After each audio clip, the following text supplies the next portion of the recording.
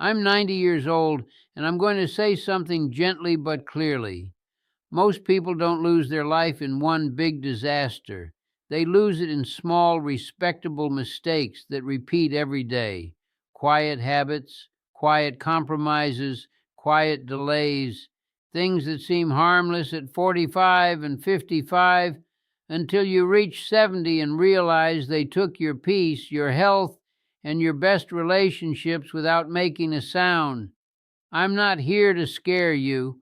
I'm here to give you clarity while you still have time to use it, because the most painful sentence I've heard from older people is not, "I failed," it's, "I didn't think it would matter." And then it mattered. Before we begin, a brief note when we talk about health. This is general life guidance and personal perspective, not medical advice. If you have symptoms or health concerns, please consult qualified professionals. My goal is to help you build calmer habits and better decisions that support aging well, not to promise outcomes or replace care. Now let's talk about the 7 mistakes that quietly break the second half of life and what to do instead. The first mistake is living like time is cheap. People treat their days like they can always get more. They say they'll start walking when they feel motivated. They'll fix the relationship when life slows down. They'll get the checkup when work calms down. They'll travel when the kids are older. They'll change careers when they feel confident. But life rarely calms down, it just moves forward. After 50, the true skill is not time management, it's time respect. Start thinking of time like a small account that is shrinking. If you knew you had 10 good summers left, you wouldn't waste them scrolling and complaining and postponing the conversations that matter. So here is what I want you to do this week. Write down one thing you keep delaying that would improve your life if it began now, then take the smallest next step within 24 hours. Not a perfect plan, a real action. The second mistake is chasing approval as if it's security. Many people reach 50 and still live in performance mode. They want to be admired, understood, praised, validated.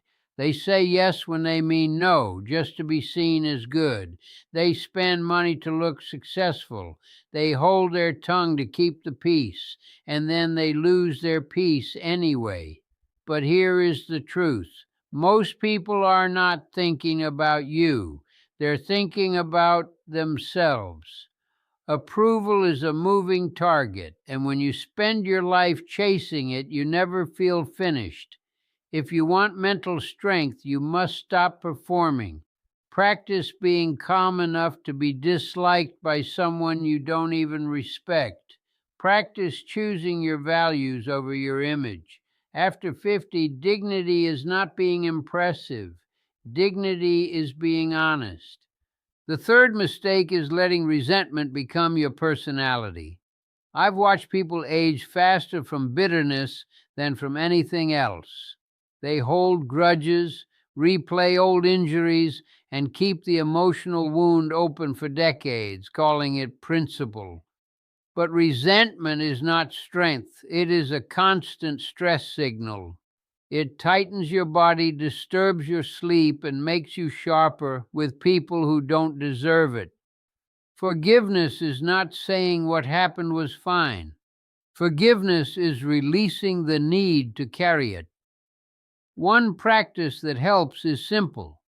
Write the truth of what hurt you, then write what it cost you to keep holding it. Then ask yourself if you want to pay that cost for another 10 years. If the answer is no, begin releasing it in small steps. You don't have to be close to the person.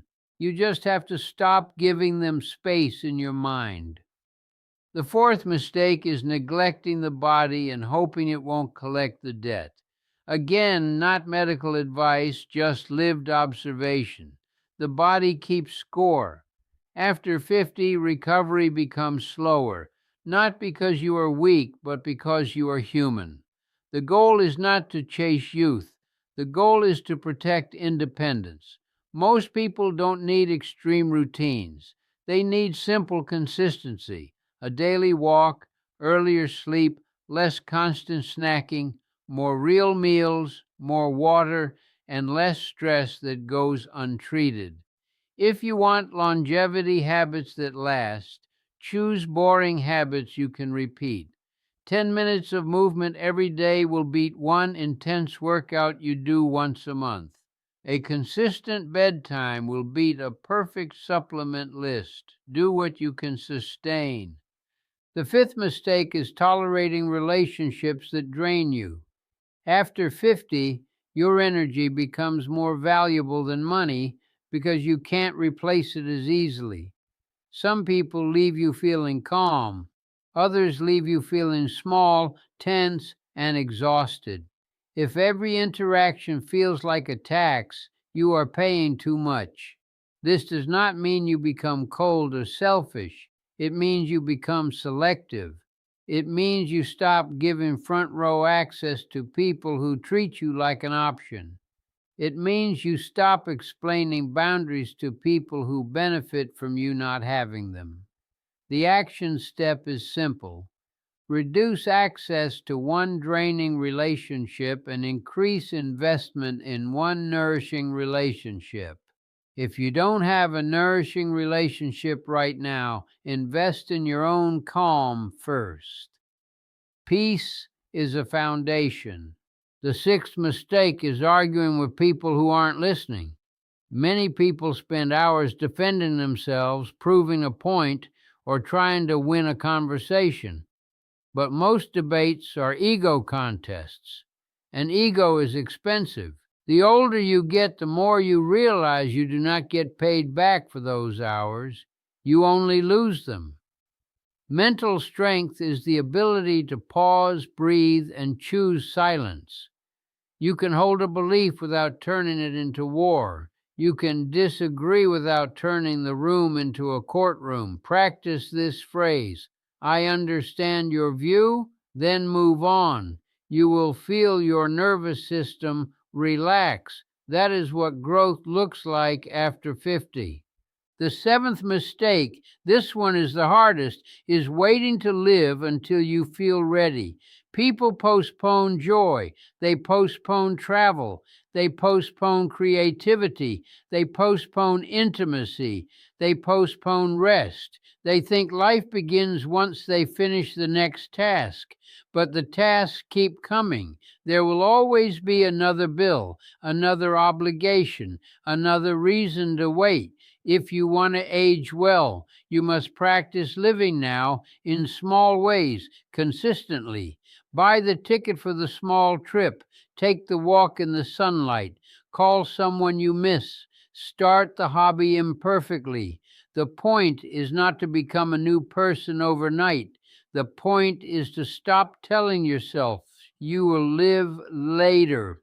Now I want to give you practical takeaways you can apply immediately, because wisdom without action becomes entertainment, and entertainment will not change your life. Here are 9 simple takeaways that support aging well and mental strength. First, choose one time respect action this week and do it within 24 hours. Second, remove one obligation that you resent and replace it with one thing that restores you. Third, protect your sleep with a consistent bedtime most nights. Fourth, move your body daily, even gently, even briefly. Fifth, eat in a way that supports steady energy, not constant spikes. Sixth, reduce your exposure to things that poison your mind. Constant outrage, constant fear, constant bad news. Seventh, set one boundary with someone who drains you, even if it's small. Eighth, practice silence instead of arguing and notice how much calmer you become. Ninth, schedule one small joy this week like it matters, because it does. If you are listening and feeling uncomfortable, that's not a bad sign. That's a sign that something in you recognizes the truth. I'm 90 years old and I've watched people reach old age with money and still feel empty because they spent their best years proving themselves. I've also watched people age with peace because they chose clarity early enough. The difference is not luck, it's decisions. Small decisions repeated that shape the second half of life. So here is what I want you to do. Choose just one of the 7 mistakes I mentioned and remove one small piece of it today. Not tomorrow, today. Then come back and tell me in the comments which one you're changing. Write one word too, ready. It means you're choosing awareness over autopilot. And if you want more calm life advice and aging wisdom, click the playlist on the end screen right now called Aging Well, The Last Good Advice. That playlist is where I put the lessons that help you live with less regret and more peace. Subscribe if you want more stories like this, and I'll see you in the next one. We're not here forever, but we are here now. Use it wisely.